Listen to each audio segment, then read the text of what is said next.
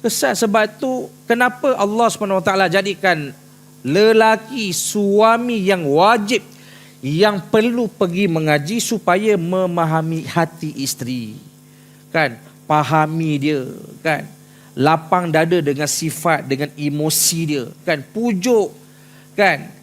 Didik, kawal emosi isteri kita, para jemaah sekalian. Bukan kita pula yang jadi emosi. Begitu juga para isteri, jangan terlebih mengaji. Di rumah tu lelaki tu suami, ketua bagi rumah tangga kita. Jangan nak melebihi daripada apa yang dikadarkan oleh syariat Allah Subhanahu wa taala. Itu contoh. Akhir zaman manusia sudah tidak kembali pada fitrah mereka yang sebenar. Sebab itu bila mana kita melepasi 30 hari bulan Ramadan Al-Mubarak, kan, pada pagi Syawal, apa kita buat? Kita akan membaca takbir hari raya. Allahu Akbar, Allahu Akbar, Allahu Akbar. La ilaha illallah, wallahu akbar. Allahu Akbar walillahil hamd.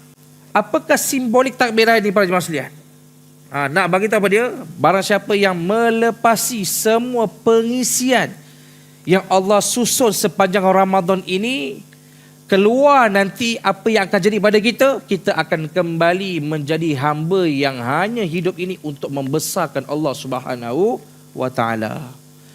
Sebab itu Allah susun segala program pengisian ibadah amalan sunnah Nabi. Tujuannya kenapa? Supaya kita kembali tundukkan hawa nafsu kita.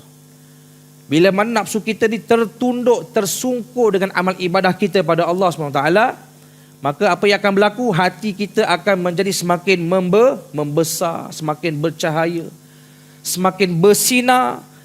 Maka bila mana hati mula bersinar, maka ketika itu kita akan nampak hidup ini hanya untuk membesarkan Allah Subhanahu wa taala, para jemaah sekalian. Contoh kita ni dah tak lagi menjadi hamba yang menjadikan Allah tu maha besar.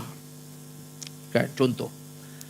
Manusia ni sentiasa salah guna hati dia. Hati digunakan pada akhir zaman ini untuk sakit hati, susah hati, tawa hati, kecil hati, tak puas hati, betul? Ketahuilah bahawasanya barang siapa yang hatinya itu diisi dengan sifat tadi, itu tandanya suatu kebatilan yang telah kita buat kepada hati kita, para jemaah sekalian.